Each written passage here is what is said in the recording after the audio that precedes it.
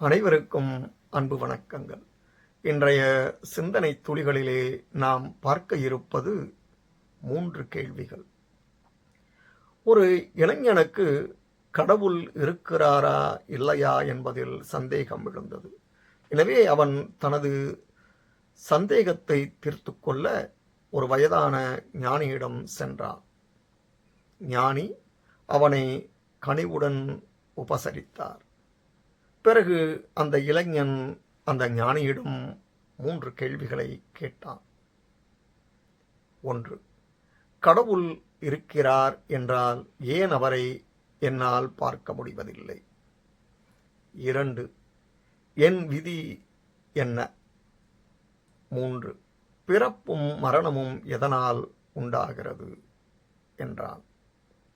ஞானி சிரித்துவிட்டு அந்த இளைஞனின் முகத்தில் ஒரு அறை அறைந்தார். திகைத்துப் போன அந்த இளைஞன் ஞானியிடம், நான் உங்களை புண்படுத்தி விட்டேனா என்று கேட்டான். ஞானியோ இல்லை என கூறிவிட்டு, உனது கேள்விகளுக்கு பதில் சொல்கிறேன் என்றார். பிறகு அந்த ஞானி இளைஞனிடம், நீ உணர்ந்த வழியை நம்புகிறாயா என்று கேட்டார். அவன் ஆமாம் என்றான். ஆயினும் உன்னால் வழியை பார்க்க முடியவில்லை. உன் கன்னத்தில் அறை வாங்கியதை உணர மட்டுமே முடிந்தது. அது எப்படி இருந்தது என்பதை உன்னால் விவரிக்க முடியவில்லை. இறை நம்பிக்கையும் அப்படித்தான் செயல்படுகிறது என்றார். 2வது கேள்வியை பொறுத்தமட்டில், அந்த இளைஞன் அன்று காலை எழுந்ததும் தான் அறையப்படப் போவதையோ குறிப்பிட்ட நேரத்தில் தான் அறையப்படுவோம் என்பதையோ அறிந்திருக்கவில்லை. ஆயினும் அது நடந்தது. உன் விதியை அறிந்து கொள்வதில் எந்த அர்த்தமும் இல்லை.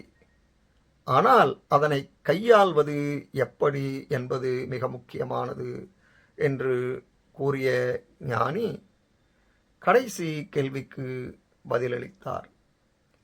ஆசைகளால் பலவிதமான இன்ப துன்ப அனுபவங்களை பெற்று முடிவில் ஆசைகள் அனைத்தையும் கடந்து தன்னுள் உறையும் இறைநிலையை உணர்வதே பிறப்பு இறப்பின் லட்சியம் என்றார் ஞானி. உடனே இளைஞன் இந்த வார்த்தைகளை கேட்டதும் புன்னகையுடன் வணங்கிவிட்டு வீட்டிற்கு சென்றான்.